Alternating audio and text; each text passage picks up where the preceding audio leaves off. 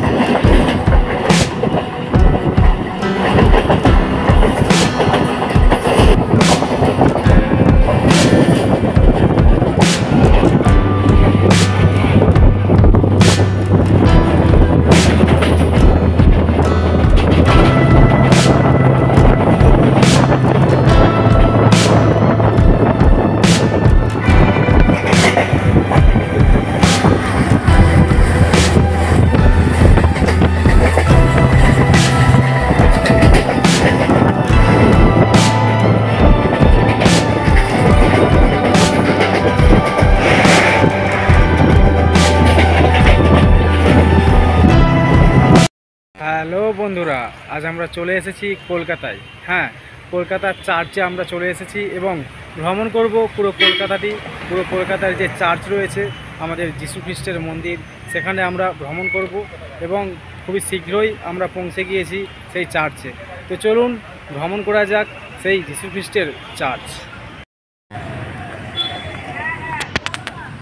Good morning my all social media friend. গ্যালভে ফাইটার আপনাদের সবাইকে স্বাগত জানাই কলকাতায়। আপনাদের সবাইকে স্বাগত জানাই কলকাতার নতুন একটি চার্চে। এটা নতুন না, নতুনভাবে পেন্ট করা হয়েছে। হ্যাঁ, সামনের বছরই নতুন রূপ দেওয়া হয়েছে এই চার্চটির। আমরা সেই চার্চে আজকে চলে এসেছি ভ্রমণ করার জন্য এবং আপনাদের কাছে তুলে ধরেছি আরও একটি সুন্দর দুর্দান্ত ব্লগ ভিডিও। তো গ্যালভে ফাইটার আপনাদের সবাইকে স্বাগত জানাই এই যীশু খ্রিস্টের চার্চে। আপনারা সবাই এখানে আসুন এবং সুন্দরভাবে এই চার্চটি অনুভব করুন। হ্যাঁ, ধর্ম যার যার, নিয়মকানুন কিন্তু সবারই আলাদা আলাদা। তবে আমরা আজ চলে এসেছি সেই ঈশ্বরেরই দরবারে। তবে আমাদের হিন্দু ধর্মের ঈশ্বর এটি না, এটি খ্রিস্টান ধর্মের ঈশ্বর। যা ঈশ্বর যাই হোক, ঈশ্বর তো একটাই। তো আমরা গ্যালভে ফাইটারের তরফ থেকে আবারও চলে এসেছি একটি নতুন ব্লগ ভিডিও নিয়ে। আজকের উদ্দেশ্য আমাদের এই চার্চটি ভ্রমণ করা এবং তারই সাথে আপনাদেরও ভ্রমণ করাবো এই যীশু খ্রিস্টের চার্চটি। তো চলুন, আমরা 10 টাকার টিকিট কেটে নিয়েছি। হ্যাঁ, এখানে প্রবেশ করতে হলে 10টি টাকা দিয়ে টিকিট আপনাকে কাটতে হবে।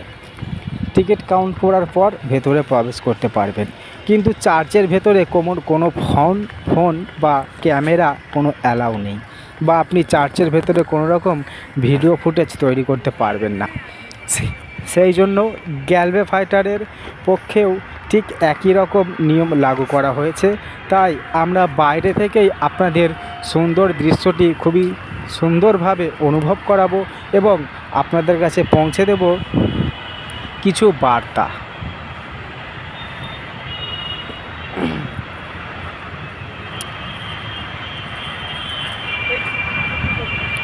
হ্যাঁ, এটি খ্রিস্টান ধর্মেরই একটি ঈশ্বরের দরবার।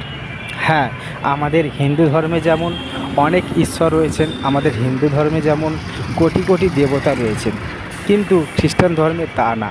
খ্রিস্টান ধর্মের একজনই রয়েছেন, যেটা হলেন যীশু খ্রিস্ট। তবে এর অতীতে যদি আমরা একটু উঁকি মেরে দেখি, এর যদি আমরা অতীতকালে চলে যাই, যখন যীশু খ্রিস্ট নামে কেউই ছিল না, যখন যীশু খ্রিস্ট নামে আমাদের এই যে ধর্মটি রয়েছে খ্রিস্টান ধর্ম, এই খ্রিস্টান ধর্মের মধ্যে যীশু খ্রিস্ট বলতে কেউই ছিল না। সর্বপ্রথম যখন মানবজাতি এই ধর্মের বসবাস করত, তখন প্রবেশ করেছিলেন ইনি। হ্যাঁ, ইনি কিন্তু মানব রূপে পৃথিবীতে এসেছিলেন। তবে এনার সাথে হয়েছিল দুর্মম ব্যবহার, দুর্মম অত্যাচার হয়েছিল। খুবই খারাপ সিচুয়েশনের মধ্য দিয়ে ইনি মানুষের সাথে মিশেছিলেন।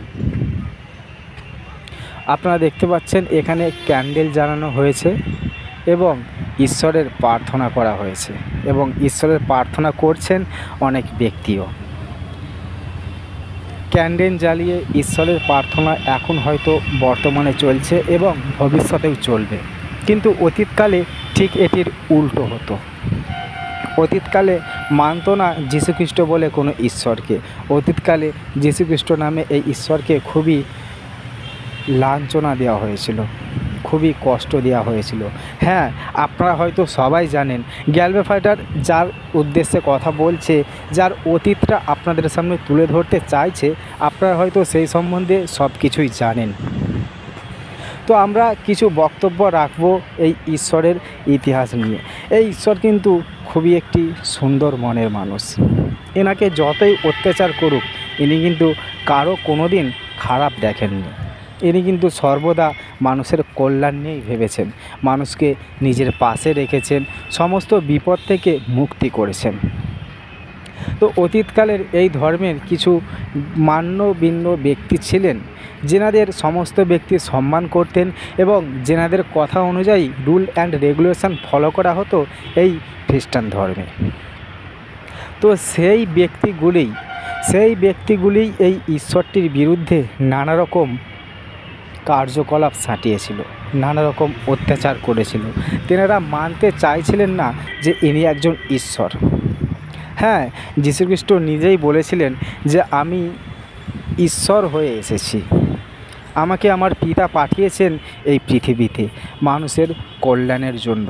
আমি সেই পিতারই পুত্র, আমাকে আজ এই পৃথিবীতে পাঠানো হয়েছে আপনাদের সঠিক দিশা দেখানোর জন্য, আপনাদের কাছে পৌঁছে দিয়েছে আপনাদের এই জীবনটিকে সুন্দর সঠিক পথে পরিচালনা করার জন্য।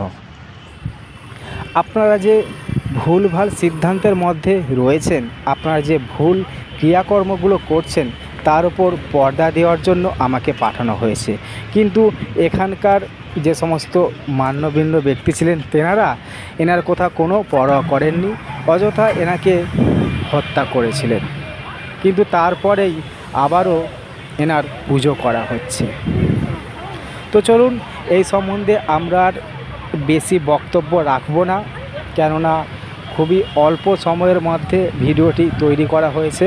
খুবই শীঘ্রই আমরা এই ভিডিও থেকে বিদায় নেব এবং আশা করি আপনাদের কাছে কিছুটা বক্তব্য রাখতে পেরেছি এবং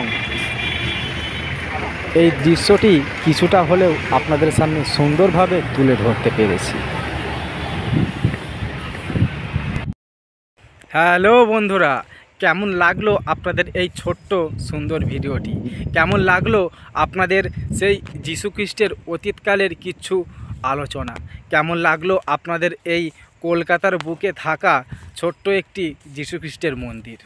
হ্যাঁ, ভিডিওর মাধ্যমে কিন্তু যেই কথাগুলি বলা হয়েছে, যে সমস্ত কথা আপনাদের সামনে আলোচনা করা হয়েছে, সেইগুলো কিন্তু যীশুখ্রিস্টের অতীতকালে ঘটনাগুলি ঘটেছিল, সেটা আপনারাও জানেন। তো আমাদের যে হিন্দু ধর্মের গীতা রয়েছে, সেটা কিন্তু খ্রিস্টান ধর্মের যে বাইবেল, সেই বাইবেলেও আমাদের যে হিন্দু ধর্মের গীতা, সেই গীতার উল্লেখ কিন্তু ওই বাইবেলেও করা রয়েছে। সেখানে বলা হয়েছে গীতা পড়লে পরম শান্তি লাভ করা যায়। সত্যিই বাস্তবেই কিন্তু সেটা আমাদের হিন্দু ধর্মেও সেটা প্রচলিত। তো আমরা এই নিয়ে আরও একটি পার্ট 2 ভিডিও অবশ্যই আপনাদের সামনে তুলে ধরবো এবং সেই সময় থাকবে আপনাদের কাছে আরও একটি নতুন দুর্দান্ত চার্চ। তো চলুন, আমরা এবার এই ভিডিও থেকে বিদায় নেব এবং পৌঁছে দেব নেক্সট ভিডিওর উদ্দেশ্যে। ততদিন নেক্সট ভিডিও পাওয়ার জন্য আপনারা চ্যানেলটি অবশ্যই সাবস্ক্রাইব করে গ্যালওয়ে ফাইটারের পাশে থাকবেন এবং নেক্সট ভিডিও পাওয়ার জন্য আপনারা লাইক করবেন। লাইক করলে মোটিভেট হই, ভিডিও বানানোর আগ্রহ বাড়ে। তো আমরা চলে যাব এবার নেক্সট ভিডিওর উদ্দেশ্যে। আপনারা ততদিন সুস্থ থাকবেন, ভালো থাকবেন।